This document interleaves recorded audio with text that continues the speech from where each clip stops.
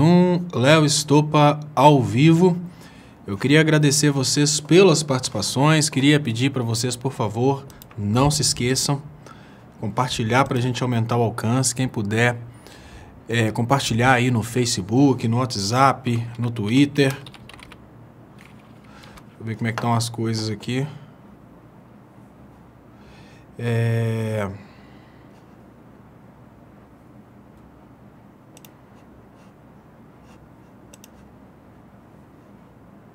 Deixa eu ver como é que estão as coisas aqui. Tô vendo que tem uma galera falando sobre a questão do Lula transferido, né? Enfim. Nós estamos, obviamente, vivendo uma situação de estado de exceção no Brasil. E a prisão do Lula é culpa sua, é culpa minha, é culpa nossa. Obviamente, algumas pessoas, no meio dessa brincadeira, comemoram a prisão do Lula. Outras pessoas sofrem com a prisão do Lula. Outras pessoas são indiferentes. Claro que algumas pessoas ganham com a prisão do Lula, mas essas pessoas que ganham com a prisão do Lula certamente não estão aqui entre nós. São pessoas que talvez ganham porque são donas de bancos, são pessoas que talvez ganham porque são donas de empresas gigantescas como a Vale, que não querem um Brasil próspero, que querem um Brasil miserável, exatamente porque com o Brasil miserável essas pessoas conseguem ganhar mais dinheiro. Por que que uma Vale prefere um Brasil miserável? Vocês já pararam para pensar por que que determinadas companhias querem alto desemprego no Brasil? Vocês já pararam para pensar por que que determinadas empresas querem um Brasil passando fome? Porque essas empresas não vendem dentro do Brasil. Essas empresas que estão trabalhando para a destruição do Lula são empresas que usam o povo brasileiro, usam os recursos brasileiros, mas não vendem para o povo brasileiro. São empresas que fazem uma coisa que a gente... Quem é mais ou menos da minha idade deve ter ouvido aquela música, tá vendo aquele edifício? Aquela música é muito interessante, porque aquela música ela fala sobre a história do brasileiro nesse novo paradigma político, nessa nova realidade. Deixa eu ir enrolando aqui o lenga-lenga, enquanto vocês, por favor, compartilham para a gente aumentar o alcance. Enquanto isso, eu vou deixar os comentários rolando aqui e vou falando.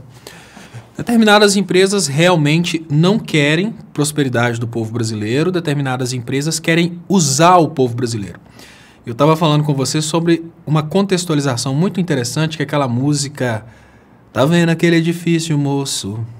Aquela música conta a história de um trabalhador que construiu, né, um edifício. Isso é absolutamente normal no capitalismo, eu não estou falando que isso está errado. Eu não estou falando aqui que a gente tem que ir para o marxismo extremo. Eu estou querendo dizer que existe uma tendência de utilizar o ser humano simplesmente como meio para chegar a um determinado fim. Então essa música conta a história de um trabalhador que construiu um prédio, mas ele não pode nem olhar para o prédio. Olha, o que essa música está querendo dizer não é que aquele prédio deveria ser aberto a um trabalhador. Isso é absolutamente normal. Se um pedreiro, um servente trabalham num prédio de luxo, é natural que eles não tenham acesso a esse prédio de luxo depois de pronto. Isso é o capitalismo, isso é o mundo, isso é a realidade. Mas aquela música chama atenção para um outro detalhe. Nosso sistema, ele cria uma situação para que uma parte da sociedade produza para que outra parte da sociedade desfrute. Isso é a realidade. Então, aquela música fala disso. Uma parte da sociedade coloca a força de trabalho para produzir para que outra parte da sociedade desfrute do trabalho desses. Só que por que eu estou trazendo isso? Eu falo muito de geopolítica. Por que eu estou falando isso nessa questão de geopolítica? Quando a gente pensa na situação das empresas que financiam, das empresas, dos países, de todos esses Não do imbecil, não do retardado que está em casa falando Lula preso, que não sei... Não estou falando desse retardado. Esse retardado é tão somente um ignorante político, esse pobre de direita, esse imbecil eleitor do Bolsonaro, que comemora a prisão do Lula, é só um imbecil. Então, a partir do posicionamento do imbecil, a tendência natural é que a gente não tenha como explicar cientificamente o posicionamento do imbecil. O que o retardado faz, normalmente se explica simplesmente dizendo, é um retardado. Então, o manipulável não entra nesse detalhe. O que eu estou querendo dizer é a questão das empresas que querem o Lula preso e dos grupos políticos que querem o Lula preso. A gente consegue contextualizar com essa música porque determinadas empresas, elas querem o Brasil na miséria. E é difícil a gente entender por que determinadas empresas gostariam de ver o Brasil na miséria, porque o liberalismo fala o contrário, fala que não, que as empresas querem prosperidade para todos os lados, porque assim o mundo... Não, não é bem assim. Claro que se a gente estiver pensando, Daniel Turtetti fala sobre meu canal está sendo boicotado, eu sei, Daniel. A gente luta contra isso compartilhando. Quem puder compartilhar para a gente aumentar o alcance, eu agradeço muito, né, mas infelizmente o canal está sendo sim boicotado, as notificações não chegam, é uma coisa muito triste que está acontecendo, é uma coisa que dificilmente, mas enfim, vamos pelejando, né? É só compartilhando, vocês chegando aqui todos os dias nesse horário, porque as notificações não vão chegar e tal. Mas o que acontece, gente? Determinadas empresas, elas só conseguem ter lucro se a população estiver na miséria.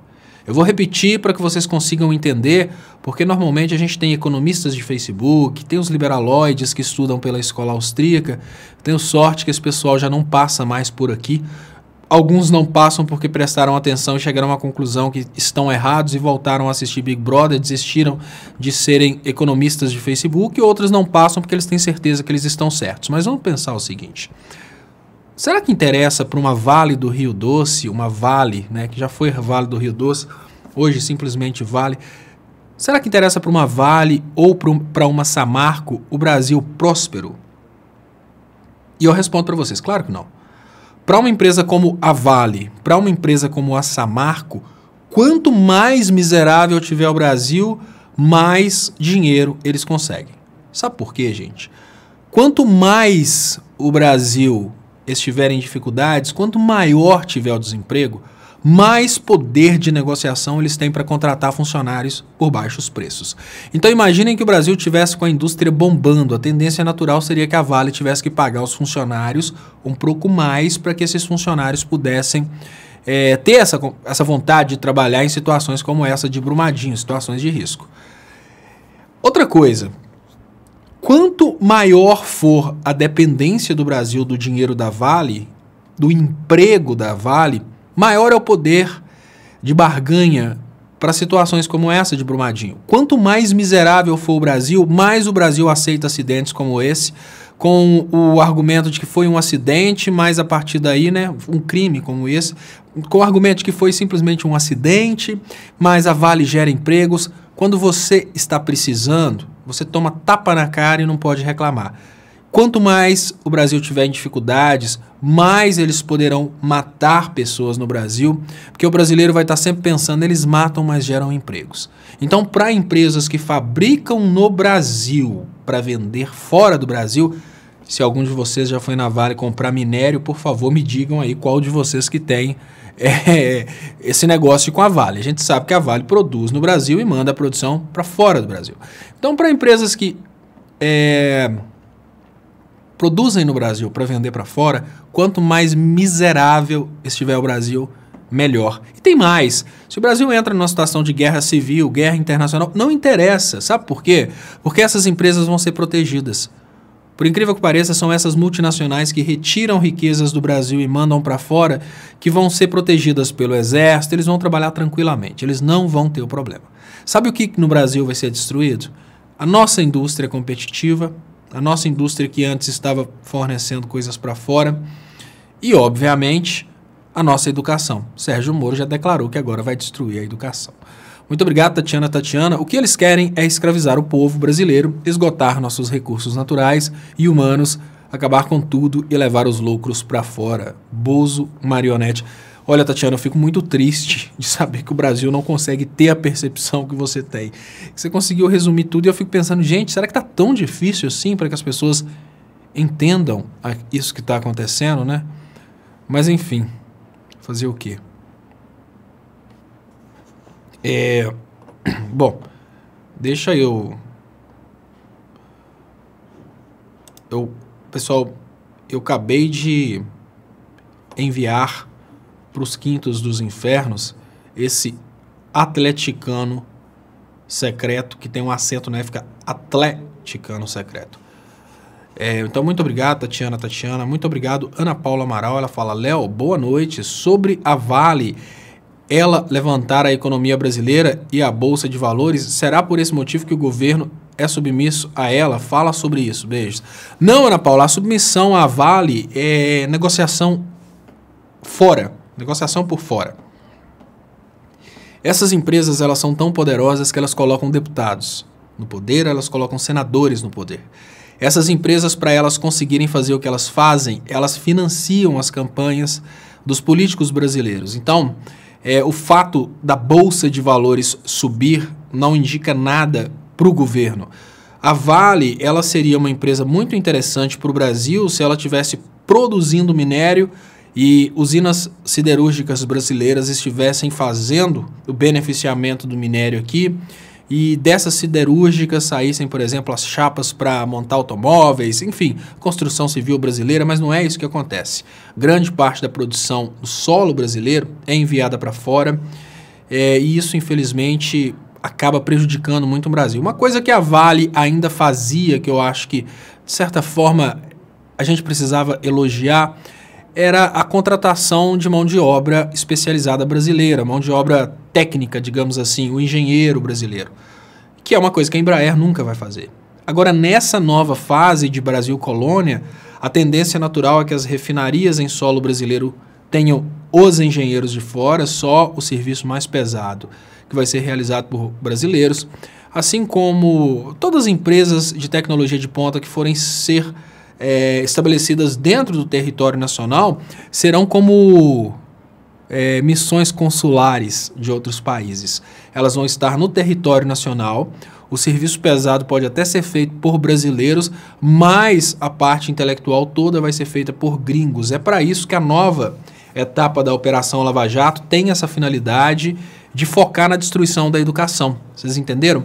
A finalidade de focar na destruição da educação no território nacional é exatamente criar uma situação para que os profissionais de fora venham para o Brasil. Agora vocês imaginem o seguinte. Hoje nós temos uma situação em que o Conselho de Engenharia do Brasil só prejudica a vida do brasileiro. O Conselho de Engenharia do Brasil só prejudica a vida do brasileiro. Agora, nessa nova realidade, pode ser que os conselhos de engenharia que nunca representaram os profissionais da engenharia do Brasil, eles acabem, porque não é interessante para o liberalismo regulação através de conselhos. Como o profissional da engenharia nunca se viu representado por esses conselhos, o profissional da engenharia não vai sentir falta desses conselhos, vai deixar esses conselhos desaparecerem. A partir daí a gente vai ter uma flexibilização para que o profissional de fora venha trabalhar nessas empresas. Então, toda atividade intelectual que vai ser realizada nessas empresas vai ser realizada por profissionais de fora. Pobre alienado de direita, estopa, o apelido que cabe a você é Morpheus, sempre chaçando o saco. Poucos tomarão a pílula vermelha, esse é o problema. E se você tomar, if you take the blue pill, this story ends, né? Esse aqui é o detalhe. Se você tomar a pílula azul, essa história termina. Muitos estão tomando a pílula azul e voltando a assistir Big Brother Brasil e assim por diante. Muito obrigado, pobre alienado de direita. Essa é a realidade. A maioria simplesmente quer esquecer a política porque ficou decepcionado. É legal. Os parentes. Falar dos parentes. Eu gosto de falar dos parentes.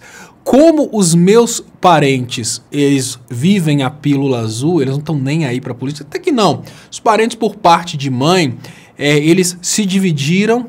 Como é que são as coisas, né? Eu tenho um afilhado que está estudando medicina, ele foi para o lado do Ciro Gomes, por causa da questão da coerência da coerência acadêmica do Ciro Gomes. É muito normal que os acadêmicos dividam-se ou em Ciro Gomes, o acadêmico que realmente vai para a escola para aprender, ou Bolsonaro. Então esse meu afilhado, ele foi para o Ciro Gomes, obviamente no segundo turno anti-Bolsonaro. A mãe dele, que é professora, ficou anti-Bolsonaro o tempo todo, ela foi o Haddad por causa do Lula, e o irmão dele, que é músico, e que eu não entendi de forma alguma o que aconteceu com esse primo meu, ele começou a postar coisa a favor do Bolsonaro. Eu falei, peraí, por que você está fazendo isso? Eu pensei comigo. Porque eu pensei, ele é uma pessoa boa e tal. Aí que eu fui perceber. Como ele é artista e o oba-oba a respeito do Bolsonaro estava levantando as pessoas, ele foi na onda. Aí eu percebi muitas pessoas estão na ondinha de ser Bolsonaro porque fica levantando, é uma espécie de chamar atenção. Ah, Bolsonaro. Eu falei, olha, não faz isso. Hoje isso está dando essa ondinha. Mas você vai manchar a sua carreira artística pro resto da vida. Porque sempre você vai ser o cara que apoiou o Bolsonaro. Né? Aí eu acho que ele até parou com isso e tal, mas a minha família ela foi em maioria anti-Bolsonaro. A minha cidade foi em maioria anti-Bolsonaro. Em Ponte Nova, Bolsonaro foi derrotado com louvores. E eu até falei outro dia aqui que é uma coincidência. Ponte Nova é uma cidade muito pequena, todo mundo conhece todo mundo em Ponte Nova, todo mundo sabe dos podres de todo mundo em Ponte Nova. Então, se tem aquela menina lá que tomou o marido da prima, todo mundo sabe da história, sabe como é que foi a história e tal, ela votou no Bolsonaro. Tem aquele colega seu que você foge dele porque você sabe que é estelionatário, dá tomba em todo mundo, porque, assim, teve um presente biológico de nascer bonitinho, aí todo mundo acredita, ele vai dar o tombo. Esse votou no Bolsonaro. Aquela família de estelionatários que dão tombo em todo mundo, todos votaram no Bolsonaro, fizeram campanha pro Bolsonaro. E aí vai. Mas só que o Bolsonaro foi muito bem derrotado em Ponte Nova. E nesse muito bem derrotado em Ponte Nova, os que votaram no Bolsonaro, lógico, algumas pessoas boas votaram no Bolsonaro, mas todos que não prestam de Ponte Nova que eu conheço, votaram no Bolsonaro. Eu não conheço um de Ponte Nova que tem aquela história bizarra de crime, ter ido preso, bateu na mãe, né? Inclusive tem um músico de Ponte Nova, quem é de Ponte Nova sabe de quem eu tô falando, eu não vou falar o nome dele, que é amigo, mas quem é de Ponte Nova sabe que eu tô falando. O cara é conhecido em Ponte Nova porque depois de realmente ter desistido da carreira de músico, não fez sucesso, não deu certo, aí numa das discussões ele meteu o couro na mãe, bateu na mãe. E além de ter batido na mãe, fez campanha pro Bolsonaro.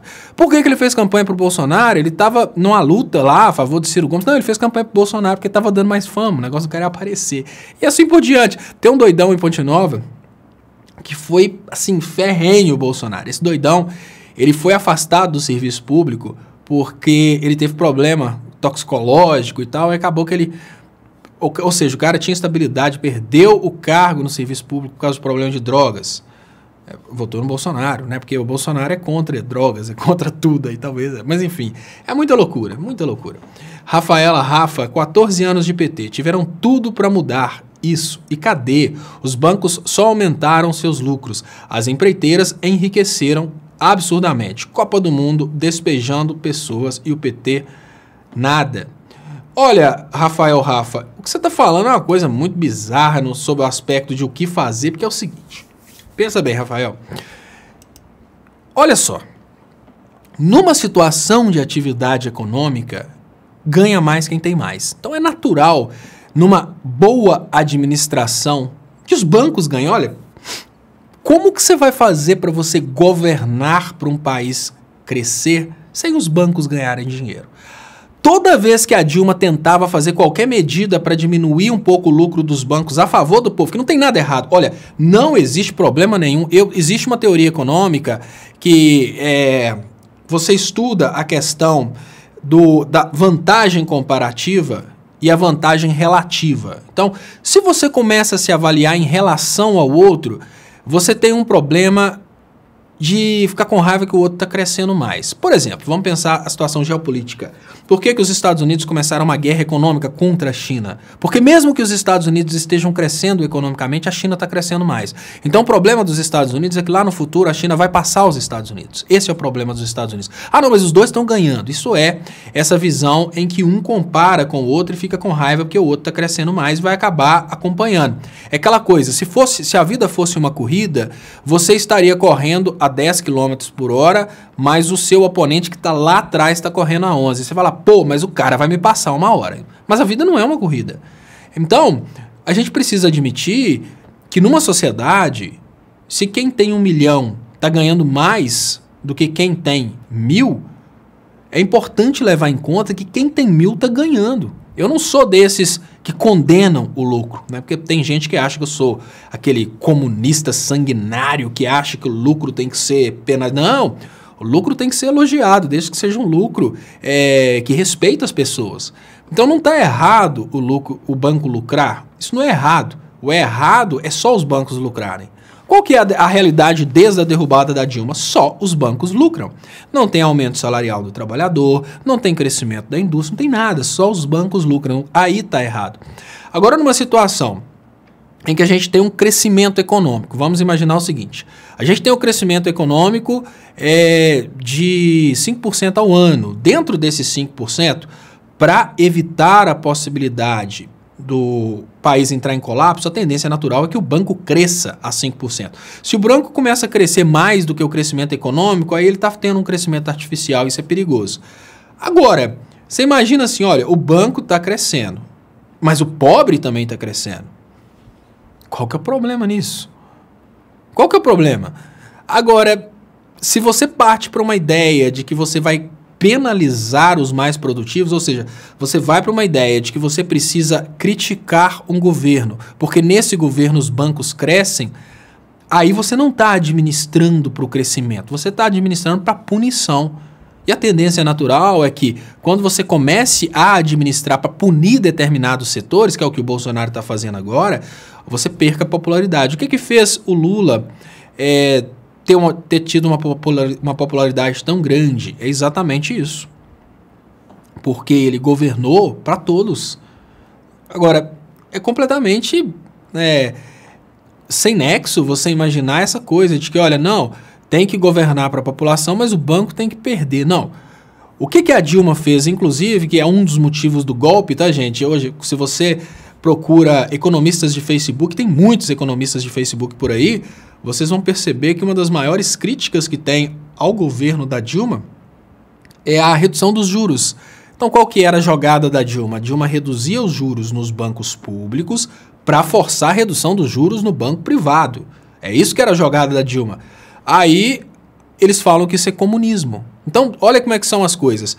Se o presidente reduz a taxa de juros nos bancos públicos para, a partir daí, forçar a redução dos juros no banco privado, o presidente está criando uma situação em que o dinheiro fica mais barato e, a partir daí, as pessoas conseguem investir mais. Você está estimulando contratação, criação de empregos, enfim. O presidente faz uma coisa dessa e vem a escola austríaca, os economistas de Facebook falando que isso aí é improdutivo, que o governo está interferindo na economia, que teria que ter um equilíbrio de mercado. Aí se você deixa no equilíbrio de mercado, o banco joga a taxa de juros lá em cima e sabe o que acontece? As pessoas tiram dinheiro das empresas e colocam dinheiro na renda, colocam dinheiro no banco. Olha como é que são as coisas. Sabe por quê? Porque, por exemplo, o Zema vendeu 500 milhões de reais em postos de gasolina aqui em Minas, colocou na renda. O Amoedo vendeu, me parece que 200 milhões de reais em atividades industriais e colocou o dinheiro na renda. Por quê? Porque o juro está tão alto que está mais negócio colocar o dinheiro na renda. Aí o governo chega, tenta forçar a queda dos juros para incentivar a geração de emprego. O economista de Facebook fala, mas aí não pode. O austríaco, que lá na frente, daqui 500 anos, a gente vai ter aí uma bolha que vai se explodir. Cara, foda-se a bolha. Eu quero comer agora. Foda-se a bolha. Olha, se a bolha vai estourar quando o Brasil já estiver próspero e construído, estourou a bolha nos Estados Unidos. Eu perguntar para vocês uma coisa básica. A bolha estourou nos Estados Unidos e na Europa. Vocês viram eles perderam o aeroporto? Vocês viram uma estrada construída ser retirada? A bolha estourou, eles passaram por um período de recessão e hoje eles estão bem melhores que o Brasil. A bolha estourou, claro que ela estourou, mas e daí? A bolha estourou, mas os caras têm infraestrutura de energia elétrica, de saneamento, os caras têm hospitais construídos, os caras têm infraestrutura aérea, infraestrutura portuária, tá tudo construído. Então, se essa bolha vai estourar no futuro, cara, eu não quero nem saber. O importante é que durante todo esse período em que a economia foi artificialmente incentivada, a gente teve produção. Não, vamos deixar no laissez-faire, né, que é o economista austríaco adora isso. Não, o governo não tem que tocar na economia, não. O governo tem que deixar a coisa acontecer espontaneamente, os mercados se regulam, aí não tem incentivo improdutivo do governo. Beleza, tá rolando isso lá na África, vai lá pra você ver como é que tá uma beleza. Tá rolando isso. Ah, não, mas quando eu leio lá no Heritage Foundation a liberdade econômica dos países da África tá muito baixa, é claro, o imbecil. Você não acha que eles vão tentar promover a ideia da liberdade econômica colocando país miserável na frente? Ou seja, os caras pegam os países mais ricos, colocam na frente e falam que é por causa da liberdade econômica. É básico, simples assim. É assim que funciona a economia no Brasil. Então, eu tô falando isso por quê? Porque o colega falou essa questão, o banco tem que enriquecer mesmo. Olha, de um lado o banco tem que enriquecer e do outro o povo tem que ficar próspero. A gente não pode condenar uma parte da população à miséria porque o banco precisa crescer sozinho. Como a gente não pode condenar o banco a não ter lucro porque só o povo precisa crescer. Crescer todo mundo. Fernanda Lima, Estopa, a saída para a esquerda tem um nome que podemos cogitar. Eduardo Moreira tem uma biografia boa. Fernanda Lima, eu tô trazendo aqui, eu já desisti completamente. Eu quero é comunismo. Eu quero é comunismo. Então aí, estou me preparando para 2022, afirma Flávio Dino. Olha, esse Brasil tá todo ferrado, o Maranhão tá de vento em popa. E o Flávio Dino, que é do Partido Comunista, não tem nada de Marx, não, tá? Ele tem uma valorização do ser humano brasileiro. Isso é muito interessante porque ele valoriza o povo do estado dele, valoriza o professor, aplica uma política muito interessante dentro do estado, que é uma política de valorização do ser humano, e tá segundo mandato como governador do Maranhão, e é aí provavelmente o melhor governador do Brasil. Vocês não vão falar que vocês acham que vocês não dariam esse prêmio nem pro Alckmin e nem pro Aécio, né? Foram governadores do PSDB, um de Minas, não, Flávio Dino, gente. Pô, mesmo que você seja eleitor do Bolsonaro, pô, vão cair na real, né? O Maranhão tá de boa, o Maranhão é o estado que tá mais crescendo. Não, calma lá. Mas enfim, vamos pensar o seguinte. O Flávio Dino tá com uma intenção de concorrer à presidência em 2022, e eu acho que talvez o brasileiro não tenha tido a oportunidade de conhecer o Flávio Dino para que ele fosse o candidato agora, em 2018, apoiado pelo Lula. Eu acho que o Flávio Dino não foi o candidato agora, porque seria mais difícil popularizar o Flávio Dino. E também tem uma coisa, não tem o nome comunismo na sigla, abre brecha para ataque. Então, agora, com as novas medidas do governo Bolsonaro, as pessoas vão implorar por comunismo. E o comunismo não vai estar lá. E agora uma coisa eu falo com vocês, tudo que der errado nesse momento não pode culpar o comunismo, porque não tem comunismo mais. Então, daqui 4 anos, o Flávio Dino pretende vir, só que daqui 4 anos as pessoas não vão estar mais brigando contra o comunismo, elas vão estar ajoelhadas implorando por mais comunismo no Brasil.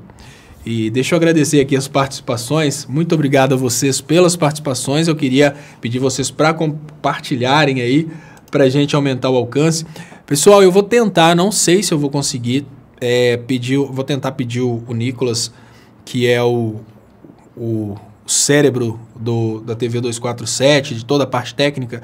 Eu vou tentar pedir o Nicolas para colocar o momento que eu vou falar amanhã no evento da TV 247 para tentar colocar nesse canal. Mas se eu não conseguir, Eu peço para vocês assistirem pela TV 247. Tem um encontro com palestras amanhã. E o mais interessante é o seguinte: o Léo brincou comigo. Você faz uma palestra, 2 palestras por dia, que você faz o Léo ao quadrado, depois você faz o programa da noite. Eu nunca dei palestra na minha vida, então eu estou muito tímido. Vocês já pensaram, provavelmente eu vou ter que pegar o microfone. Que não sei o quê, fazendo aquelas caras e bocas de palestra. Eu não sei como é que vai ficar, mas enfim, vai ser transmitindo a minha participação. Eu acho que vai ser 3h30 da tarde, pelo que parece. Né? Eu vou fazer um comentário com vocês aqui, mas não comentem. Pediram para eu comentar sobre estratégias de esquerda. Eu estava comentando com a Jennifer hoje, não vou falar uma coisa dessa lá, lógico que não. Mas pediram para eu comentar sobre os erros da esquerda, a estratégia de esquerda. E a esquerda tem uma coisa que é o seguinte: dentro da esquerda existem 2 tipos de pessoas.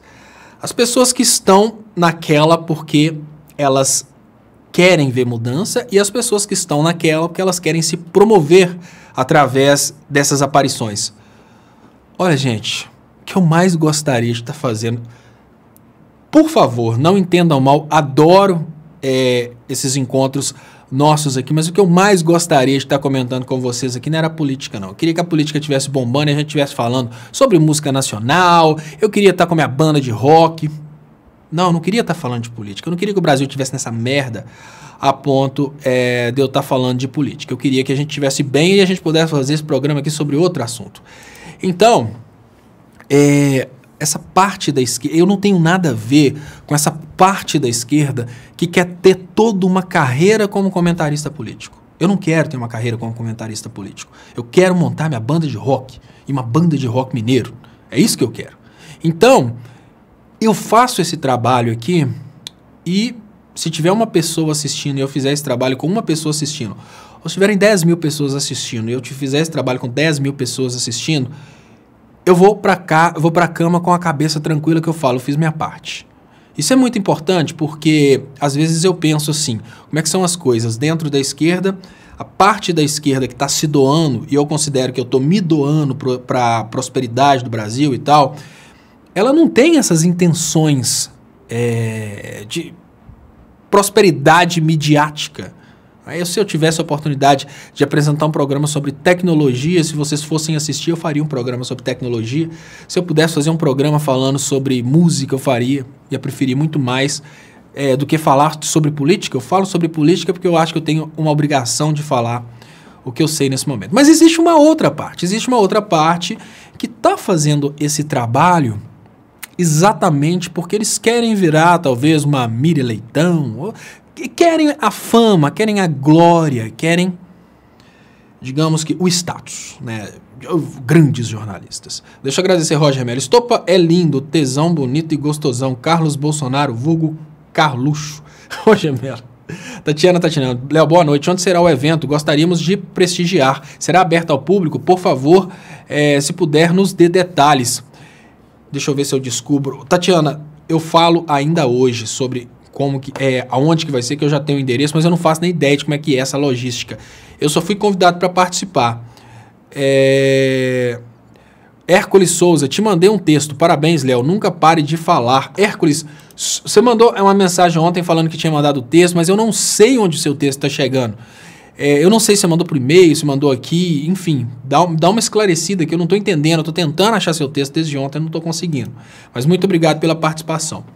Então eu estava falando com vocês sobre olha que loucura, eu fui convidado para falar sobre essa questão de estratégias de esquerda, comunicação de esquerda. Aí tem uma peculiaridade do evento que eu pensei assim, gente, como é que são as coisas, né? Aí eu conto para vocês, é o seguinte, dentro dessa lógica que eu falei com vocês, de que pessoas acham que você está sempre na busca de brilhar mais e crescer uma carreira como comentarista político, obviamente tem pessoas que pensam dessa forma, tem pessoas que pensam de outra forma, e aí fica aquele embate de briga por horário, briga por protagonismo, briga por estrelismo. Isso acontece muito na esquerda. E eu tenho, assim, eu nunca briguei por causa disso, eu sou o cara mais tranquilo do mundo nesse sentido, aí eu estava reparando. O evento vai acontecer durante o dia todo. E o evento vai ter uma pausa, que não vai ser pausa. Durante um certo horário do evento, vai ser servido o café. É no horário da minha da minha palestra. Aí vocês pensam assim, olha, que estranho. Por que não interrompem o evento e colocam essa palestra, né, colocam depois da palestra? Porque a tendência natural é que a palestra seja interrompida se você avisar as pessoas que tem um café lá fora. As pessoas vão sair. Sabe por que isso aconteceu? Lógico que o Léo Atucci nem deve imaginar que isso está acontecendo, mas isso aconteceu por causa do seguinte. Eu sou o mais fraco dentro do 247 em termos de tradição. O Paulo Moreira Leite, essa turma mais tradicional, são amigos pessoais da Dilma, do Lula, tem toda uma tradição na esquerda.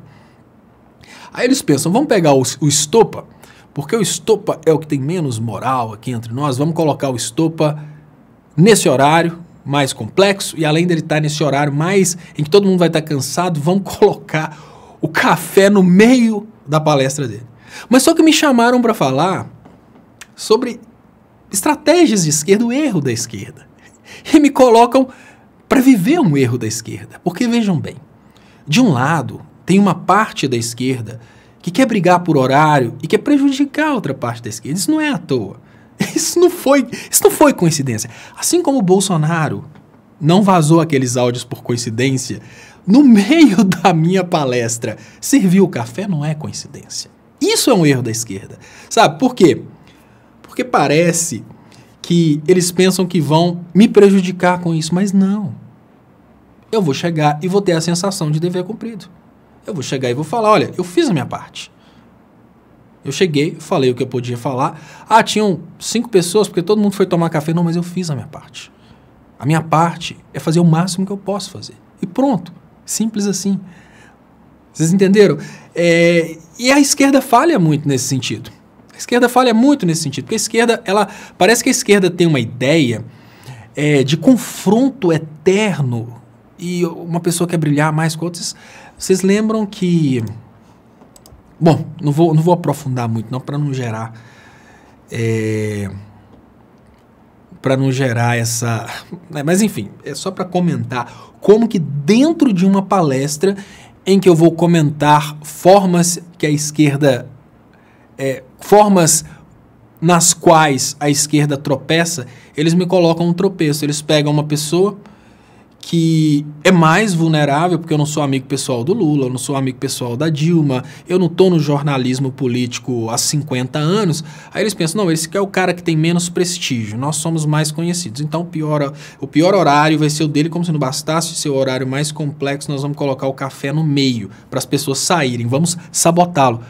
Só que você não sabota uma pessoa quando você está na guerra. Você colocar um soldado numa condição de vulnerabilidade durante uma guerra, só porque você sabe que ali ele vai tomar um tiro mais fácil, você está perdendo um soldado do seu exército, simples assim. A esquerda precisa perceber isso, entendeu? A esquerda precisa perceber que a união é o mais importante. E nessa questão de união, todos crescem juntos, isso é muito melhor. Assim a direita cresceu. Assim a direita cresceu. Digamos que essa falha de falta de companheirismo na esquerda, um pouco de ciúme, sabe? Aquela coisa assim de... Enfim, tudo isso mostra que a esquerda ainda tem muito para aprender, infelizmente, com a direita. A esquerda tem muito para aprender com a direita. Mas faz parte. Faz parte. O bom é saber que... O mais desesperador é saber que, como eu vou estar na palestra na hora do café, eu não vou tomar o café. Essa é a parte que incomoda realmente. E tem um colega que falou comigo aqui, aí você vê que é frase repetida. Se não for frase repetida, Cláudio Justiça já. Léo, você age como se ignorância fosse virtude. Depende. Cláudio Justiça já. Se você estiver num contexto como, por exemplo, o contexto da mamadeira erótica, o contexto do kit gay, o contexto do fanatismo religioso, e dentro desse contexto você for um completo ignorante, essa ignorância é virtude. Entendeu, Cláudio? Olha, vamos pensar o seguinte, isso tudo é questão de contexto, tá, Cláudio? Ele fala, Léo, você age como se ignorância fosse virtude. Sim, ignorância às vezes é virtude. Pensa o seguinte... Imagine que você está dentro... Deixa eu ver se eu consigo trazer de uma forma mais ampliada aqui, tá? Imagina o seguinte, Cláudio Justiça já. Imagina que eu tivesse numa roda de amigos, que apesar de amigos, são eleitores do Bolsonaro. Aí esses eleitores do Bolsonaro começam a falar comigo, não, mas Lulinha é dono da Friboi. A minha ignorância nesse sentido é virtude. Eu não preciso entrar nesse oba-oba de Lulinha dono da Friboi, a gente sabe que não é. Mas podem ter certeza. A turminha bolsonariana, ela discute isso.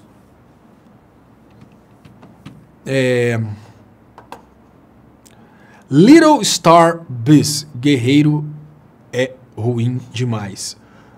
Ô Little, eu gosto dessas... Gosto muito dessas coisas, tá? Little Star Beast. PT fez tanto pelo Léo que ele está desempregado, sem casa, vive de favor e recebendo superchat. Você sabe que eu gosto muito desse comentário, Little Star Beast? Porque esse comentário, ele se conecta um pouco mais com a verdade. Eu fico muito triste quando as pessoas falam, você é um jornalista pago pelo PT, e o PT não paga merda nenhuma. Eu fico puto quando pessoas falam isso, que eu falo, mas que merda, esse cara falando que eu sou um jornalista contratado, pago pelo PT, só que o PT não paga essa grana. Então, Little Star Beast, eu preciso admitir que você falou a verdade, solta um superchat de 100 aí, para você ajudar esse desempregado, sem casa, que vive de favor e recebendo superchat. Muito obrigado pelo seu comentário. E eu não tô nem aí. Kira Landim, pessoal, por favor, eu peço para vocês que não comentem sobre o que eu vi que a Kira Landim falou, vou mandar 1000 mensagens para o Atut. Não comentem isso com o Atut, que o Atut não tem culpa nenhuma disso. Isso não é uma coisa que acontece, às vezes isso nem acontece de forma consciente. Às vezes a cabeça da pessoa na hora que está fazendo a programação a conduz a fazer isso. Eu estou falando só para mostrar como que ainda que inconsciente a esquerda comete essas gafes de tipo assim, vamos aproveitar daquele que é menor. Que a tendência natural seria... Hércules, copia e cola a mensagem de novo. Hércules falando que a mensagem está depois de Ivana Panhota. Copia e cola, porque aqui eu não consigo voltar muito. Juju Cósmica. Léo, me ajuda com um bolsominion no meu trabalho, leitor de Olavo de Carvalho. Ele insiste que não vai ter como pagar a dívida se não for feita a reforma da Previdência. Explique para o Reaça.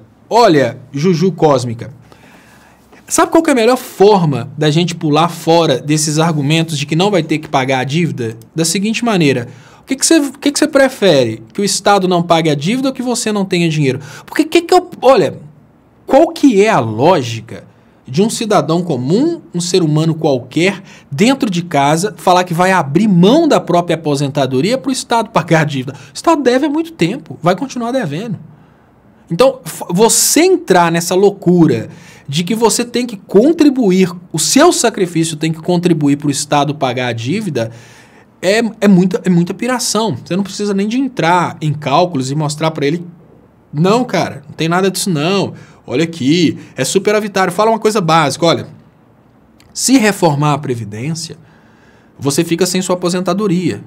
Se não pagar a dívida, é problema do Brasil inteiro, tudo bem, mas é melhor que não pague a dívida do que condene você pessoalmente a ficar sem a Previdência. Sabe por quê, Juju? A lógica é muito simples. A dívida, ela é dividida com pessoas que ganham 100 milhões de reais e pessoas que ganham um salário mínimo. A reforma da Previdência, ela só vai prejudicar o que ganha salário mínimo, só o que ganha pouco. Então, é melhor que exista uma dívida altíssima para ser compartilhada por toda a economia brasileira. E dentro dessa economia brasileira, olha, tem muitas pessoas milionárias do que uma reforma que vai atacar só os mais pobres. Isso é a lógica. Então você pergunta para ele, olha, Bolsominion, a dívida é de toda a economia brasileira. Nessa dívida pode ser que você pague 10, mas Silvio Santos vai pagar 10 milhões.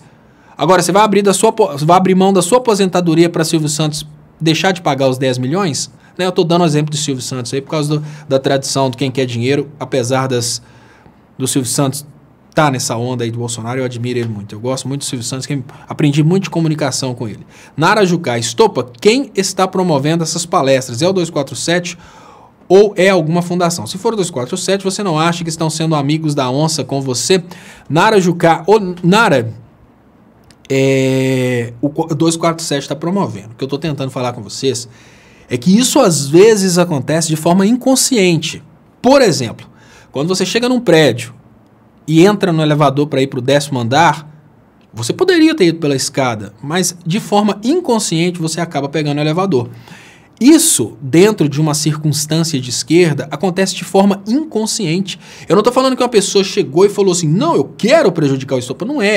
É porque as pessoas pensam assim, olha, não, beleza, tem que ter uma hora do café, põe na hora do estopa porque ele é o menos importante. Mas não é por maldade. É porque a esquerda já tem isso consolidado. E o que define o grau de importância na esquerda? Não é o tanto que você dedica, é o tanto que você é conhecido pelos políticos. Aí, às vezes, não estou falando do evento 247, obviamente é um evento com jornalistas, mas, às vezes, a esquerda vai fazer um evento e ela coloca um político, porque aquele político é conhecido para falar, e aquele político fala uma coisa que não vai compartilhar conhecimento nenhum com as pessoas que estão participando. Mas porque aquele político tem um certo prestígio, às vezes ele foi no evento e nem sabe o que vai falar, nem preparou nada.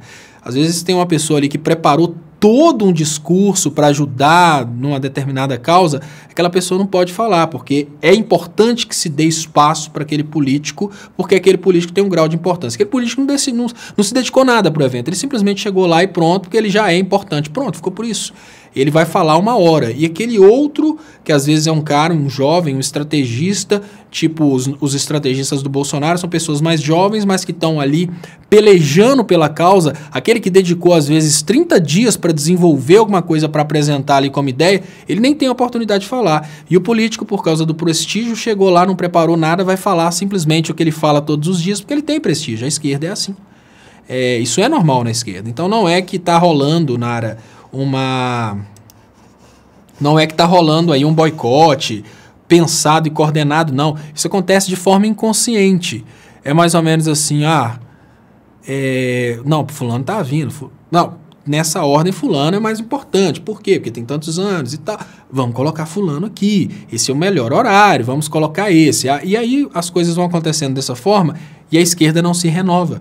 Porque o que rola, no meu ponto de vista, e assim, falando com vocês aqui, para ter uma crítica da esquerda, tanto a nível nacional quanto a nível municipal, vocês podem pensar nisso nos partidos de esquerda a nível municipal, é que tradição não está mais trazendo votos. Entenderam? O que fez o PSL praticamente eleger praticamente a segunda, maior bancada, me parece que do Brasil, foi exatamente isso. No lugar de vir com essa lenga-lenga de tradição, eles não vieram com lenga-lenga de tradição, eles vieram com mentes novas, estratégias novas, a esquerda não se tocou para isso. A esquerda está ainda vivendo, e eu nem procuro muito protagonismo na esquerda, nunca batalhei por isso, nunca batalhei por horário, nunca. Eu simplesmente falo, uma coisa que eu falava com o Léo era, Léo, o horário das 6h30, as pessoas estão em casa, 5 horas é o pior horário. Mas 5 horas, tudo bem. Falar como, não, vamos fazer 3 horas da manhã, tudo bem. Sabe por quê? Porque no final das contas eu vou falar, eu fiz o meu máximo. O máximo que eu poderia fazer, compartilhando conhecimento, quem gosta, participa comigo. Então, muito obrigado pelas participações. Eu perdi algum superchat aqui nesse aqui? Eu acho que não. Que foi a Nara Jucá. Então, Nara, não é consciente. Isso eu tô falando, isso eu comentei porque eu fui convidado exatamente para falar sobre possíveis falhas, porém, eu percebi uma falha nesse ponto. Falei, tipo, você pega uma pessoa, que a pessoa está se doando para uma causa, que eu estou me doando para uma causa, abri mão do meu emprego na Inglaterra e tal, estou me doando para uma causa. Imagina assim, essa pessoa tem um menor grau de importância porque ela tem menos tempo na tradição jornalística e tal, vamos colocar ela no pior horário. Ou às vezes de má fé, porque nesse caso eu acho que não aconteceu isso, que as pessoas lá são boas, mas isso acontece inconscientemente, mas pode acontecer por má fé, vamos prejudicar esse cara. Você não está prejudicando o cara, você está prejudicando a causa, que às vezes o cara está fazendo aquilo por questão de consciência, ele está pensando, eu poderia estar fazendo outra coisa, mas eu preciso fazer isso porque senão eu não vou conseguir dormir em paz. Eu poderia estar fazendo outra coisa, mas eu preciso fazer isso. Aí a pessoa nessa cabeça, ela não vai ser punida porque você modificou o horário, colocou ela no pior horário, pois não, ela não vai ser punida. Quem está sendo punida, a causa está sendo punida nessa brincadeira. não é a pessoa. Pobre alienado de esquerda tá louco, Estopa. Só tem mulher bonita que manda superchat no seu canal. Glória a Deus. Brincadeira, pobre alienado de direita. Obrigado, pobre alienado de direita. Tá aqui, ó, Sueli Souza, que vai de encontro ao que o pobre alienado de direita acabou de falar. Léo, você causa muita inveja. Pode não ser o maior canal de esquerda, mas faz toda a diferença. Muito inteligente, sabe o que fala. Muito obrigado, Sueli Souza, pelo comentário, pelo carinho, pelo superchat. Muito obrigado, Hércules Souza. Léo, Bush pai, Bush filho abaixou os impostos para grandes corporações e Trump 2017 também prometendo criação de emprego. E já passou quase 2 e nada aconteceu. O Hércules tem até críticas, né, ao caso de que o Trump ele criou determinadas barreiras e acabou fazendo pessoas perderem empregos. Eu acho que o Trump ele foi eleito exatamente para implementar nos Estados Unidos algumas políticas econômicas de esquerda. Olha que interessante. Pessoal, o Trump ganhou, a direita ganhou. Não. O Trump pode ser esdrúxulo, não é? Mas as políticas que ele prometeu que o levaram à presidência foram as políticas de protecionismo, levar emprego de volta para os Estados Unidos e tal, proteção de fronteira. Ah, não, mas isso é direita. É direita, mas não sobre o aspecto de direita que a gente tem no Brasil. É uma coisa diferente. Muito obrigado, Thaís Asfora. Muito obrigado pelo superchat. Muito importante pro crescimento dos canais. Deixa eu agradecer aqui. Tony Conceição. Olha que menino... que menino sanguinário. Tony Conceição é sanguinário, ele é maligno, ofensivo. O coração da gente até dói, a gente cai de joelho e fala: por que faz isso comigo, Tony? Olha meu sofrimento. Ele fala: você não é digno nem de pena. Eu falo: não, meu Deus, não. Né? Tony, você não sabe como é que eu sofro. Não sabe como é que eu sofro por causa disso. O engraçado é ver corno burro comemorando que não vai aposentar. Eleições fraudulentas fala. E é verdade. É o caso que a colega trouxe. Como assim o camarada está preocupado que o Brasil não vai conseguir pagar a dívida? Gente, se a gente pega a conta do serviço público, toda a dívida do Brasil, obviamente pelo menos 90% dessa dívida vem dos impostos dos mais ricos. A grande parte da dívida não é paga pelo trabalhador. Ela teria que ser paga pelos impostos das grandes empresas, dos mais ricos. Então você abrir mão da sua aposentadoria por causa da dívida, você está sendo estúpido. Porque essa dívida, ela é nossa, mas a maioria dela é deles. Não seja estúpido de abrir mão da sua aposentadoria por causa desse argumento da dívida. Manda a dívida para o quinto dos infernos. Fala: olha, a dívida, eu quero aposentar. Se vai ter dívida ou não vai, você não assinou nada. Tipo assim, eu não assinei nada, eu não pago essa dívida. Pronto. Que fica assim, claro que isso é uma grande brincadeira, é uma dívida da sociedade, mas na arrecadação de impostos, por exemplo, só a Rede Globo está aí, me parece que devendo quase 500 milhões de reais para a Previdência. Quem de nós aqui paga o imposto de 500 milhões de reais, gente? Vamos cair na real. Então, ou seja, a dívida vai ser paga, quando ela for paga, é por quem paga imposto em volume. Aposenta, cara, não preocupa com a dívida não, luta pelo seu direito de aposentadoria, não luta pelo direito da Globo de não pagar a dívida não, deixa de ser bobo. Fabrício Domingues Ferreira, Estopa, se eu fosse você, já estaria a caminho de Fiumicino. Você sabe onde que Fabrício Domingo, o Partigiani, amigo meu, Zocrato, me deu a ideia de um lugar que eu vou até achar aqui para ver uma foto aqui. Deixa eu ver se eu acho que ele diz ele que é um lugar que tinha, inclusive, o ex-prefeito de lá era Estopa. E era um... Olha, tá aqui várias fotos aqui, mas esse aqui parece... Olha que lugar bonito. O Partigiani Zocrato falou para eu ir para Livorno. Deixa eu ver se tem fotos aqui de Livorno. Olha que lugar bonito, olha. Isso aqui parece Venezia, né? Deixa eu ver. Olha, será que isso é Livorno mesmo? Tá tudo parecendo. Olha só que interessante esse Livorno. Bonito esse lugar. Ele falou que um Estopa que foi revolucionário, que ele traiu as Forças Armadas para lutar do lado do povo. Olha que legal, foi prefeito dessa cidade. Não, isso aqui é Fortaleza Velha. Será que isso aqui é Livorno? Livorno, olha, cidade bonita. Aí ele falou, nossa, eu quero morar em Livorno. Vou ficar preso dentro de casa, fazendo as lives, e quando for o horário de trabalho, eu trabalho. Não sei se tem serviço de eletricidade para fazer em Livorno, parece que já está tudo construído, que tinha que construir, né? Mas enfim, tem alguma manutenção, alguma coisa vai ter para fazer. Aí eu trabalho lá em Livorno. Mas deixa eu agradecer aqui. Nara Jucá. Ela fala: você já falou, inclusive, é por isso que a esquerda não faz novas lideranças que tenham o poder de chamar a atenção do povo. Na minha humilde opinião, Lula não tem um sucessor à altura. Exatamente, Lula não tem um sucessor à altura. Eu acabei de colocar a foto do Dino, eu gosto muito do Dino, mas o Dino precisa começar a fazer agora um trabalho de aproximação do povo.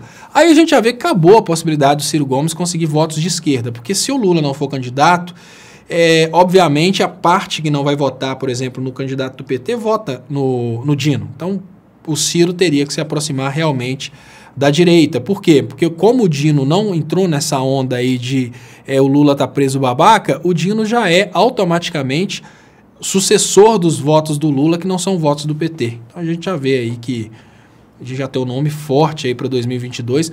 E eu acho que agora, né, se tiver alguma pessoa aí que tiver contato do Dino, claro que eu não tenho, inclusive já entrevistei o Dino já, na época que eu fazia entrevistas pela TV 247, teve uma convenção interna na TV 247 que eu não faria mais entrevistas. Na época que eu fazia entrevistas pela TV 247, eu fiz uma entrevista com o Dino, e é muito interessante que ele falou sobre o processo do ex-presidente Lula,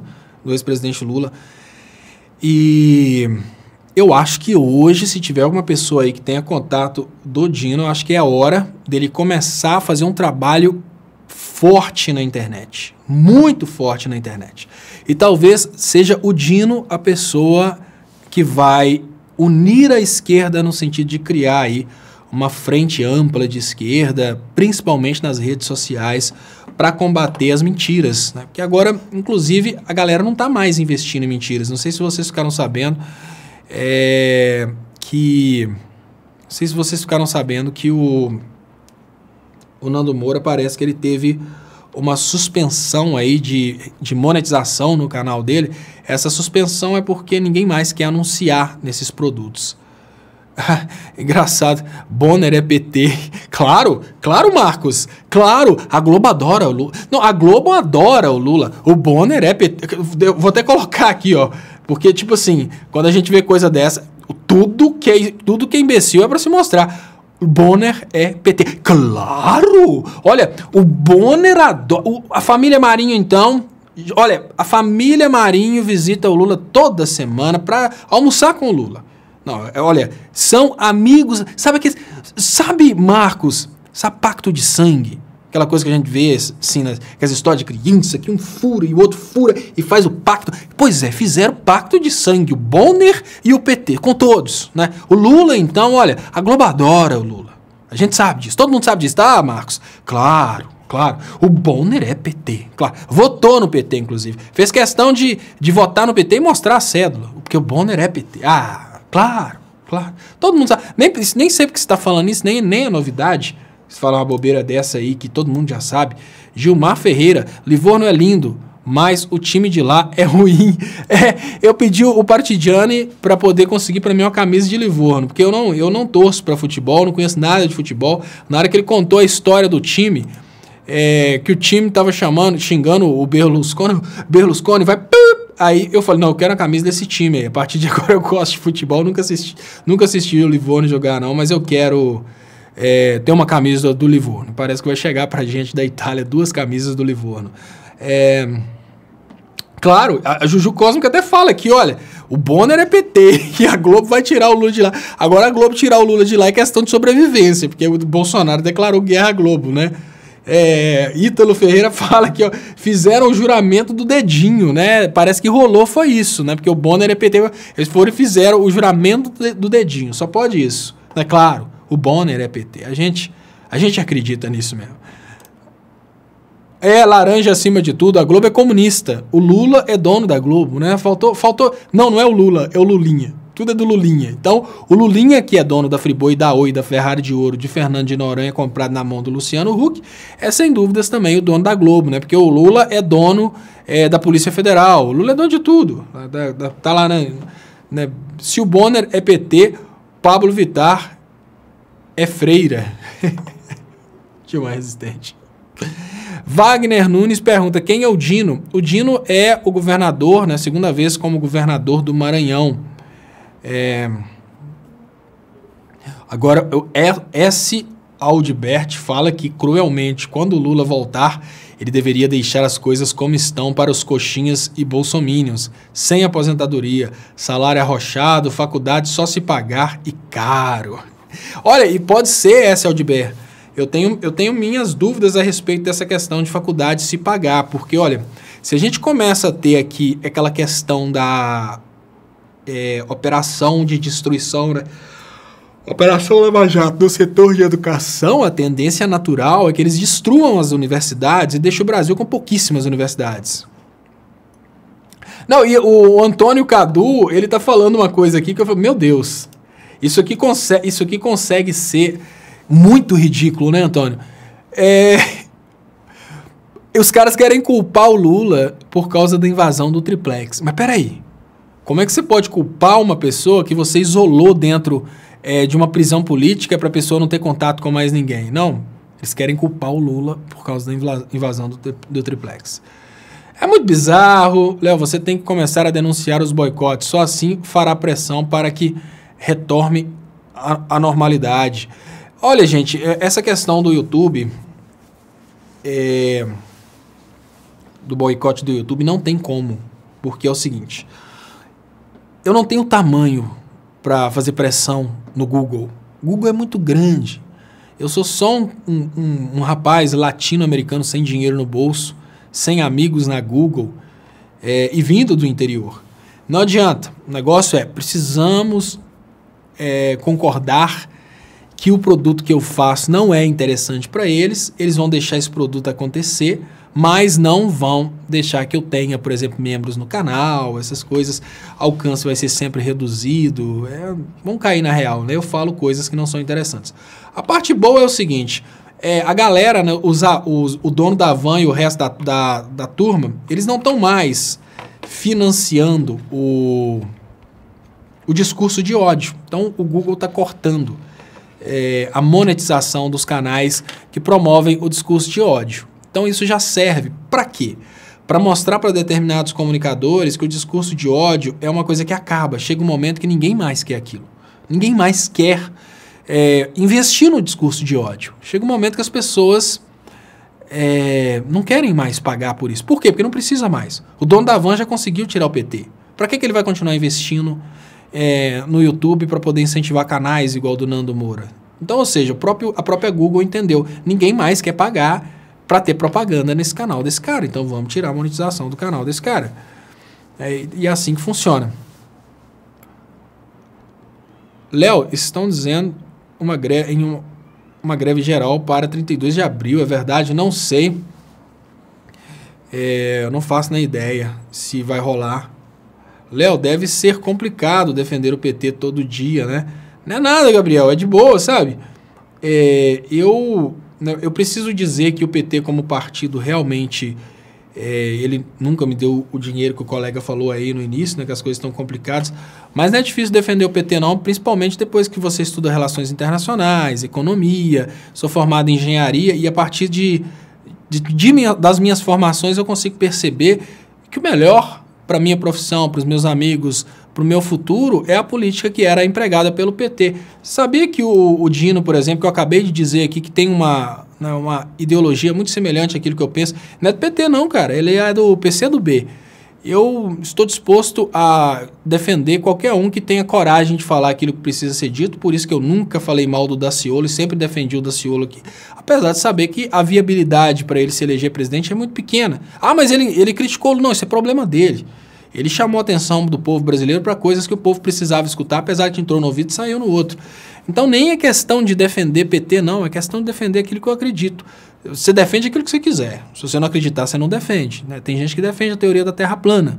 Tem gente que defende que a Damares encontrou Jesus no pé de goiaba. Quando eu fiz o vídeo zoando, as pessoas falaram comigo: você é um covarde. Ela teve uma experiência de estupro, uma experiência de encontrar Jesus. Você não está acreditando nisso? Então, olha, eu não acredito em nada, nem na história do estupro, não acredito em nada, nem na história do estupro, a história de Jesus no pé de goiaba, então nem se fala, né? Para mim tudo é fabricação. Então cada um acredita no que quer. Para algumas pessoas é fácil defender a ideia da Damares com Jesus no pé de goiaba. Para outras pessoas é fácil defender a ideia que Moro é herói do povo brasileiro. Para mim é fácil defender a ideia de que políticas públicas levam um país para uma prosperidade muito maior, que estudei isso em economia, né? Então eu acredito nisso.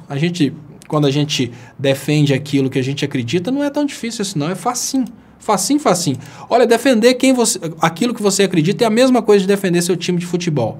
É uma coisa que você faz naturalmente, né? Você gosta do time, defende e pronto. Eu acredito nessas políticas, eu defendo e pronto. Estou disposto a criticar o Lula se ele mudar o posicionamento, se o Lula começar a propor liberalismo para o Brasil, eu vou criticar o Lula, naturalmente. Claro que vou.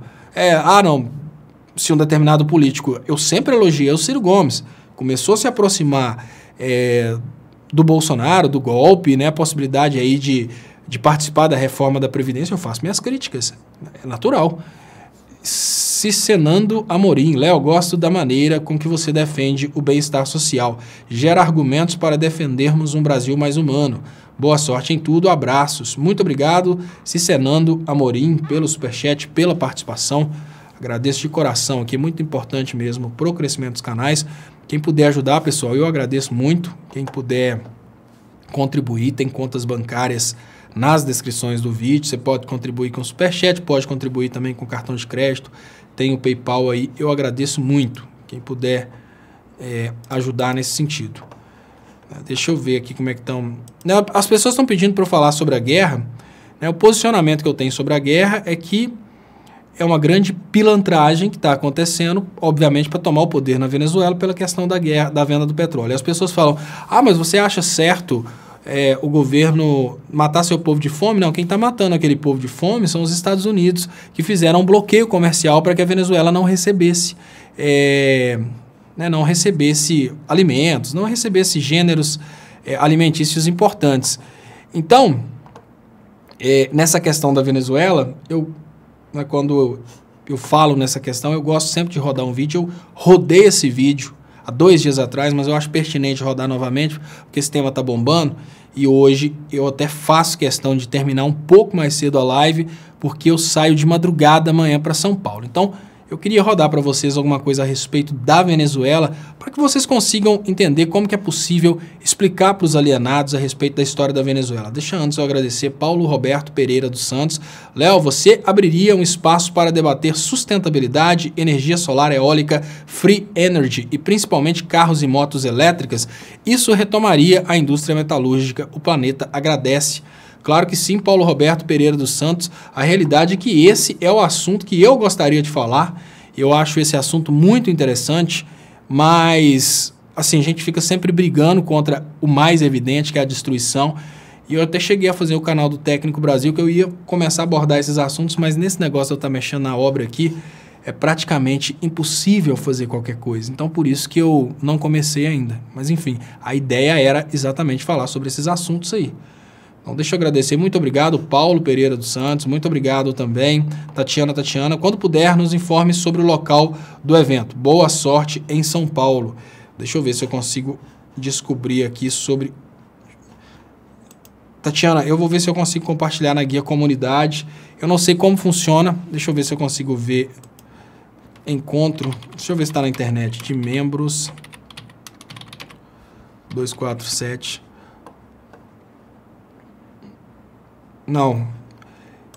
Se você for membro do 247, Tatiana, deve ter eu imagino que deve ter uma informação exclusiva para membros na guia comunidade da TV 247. Imagino eu. Eu sei que vai ter o evento amanhã, sei que vai ser transmitido, mas eu não sei como é que funciona a questão da entrada. Eu fiquei bem perdido nesse sentido aí por causa da correria da obra essa semana. Deixa eu agradecer aqui também FAV. Léo, eu acho que o único jeito viável de travar a reforma da Previdência é os caminhoneiros fazerem greve de novo. O problema é que os caminhoneiros, eles dificilmente vão fazer greve contra o Bolsonaro, né? Porque eles acham que o problema do mundo é o PT, não sei. André Dallagnol, Léo, acompanho você e o Atucci desde o começo, parabéns, mas o Conde está matando a pau. O Conde é muito bom. André Dallagnol, André, o Conde é muito bom, só que o Conde, ele é bom em tudo, né? O Conde é bom demais como músico, bom demais como comenta. O Conde é um guru, né? Vamos dizer assim, quem não conhece ainda, vocês precisam conhecer. O Conde é um guru, ele não é só um comentarista político, ele é um músico excelente. Inclusive, a gente tinha que montar a banda 247.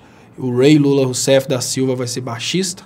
Nessa brincadeira eu posso tocar piano, porque a gente já tem lá a gente já tem um guitarrista, o Filipão, vai precisar só do baterista. E o Conde vai fazer, obviamente, um violão aí para a gente montar a banda de resistência 247. Obrigadão, pessoal. Vou colocar para vocês aqui, então, aquele vídeo que eu falei sobre a Venezuela.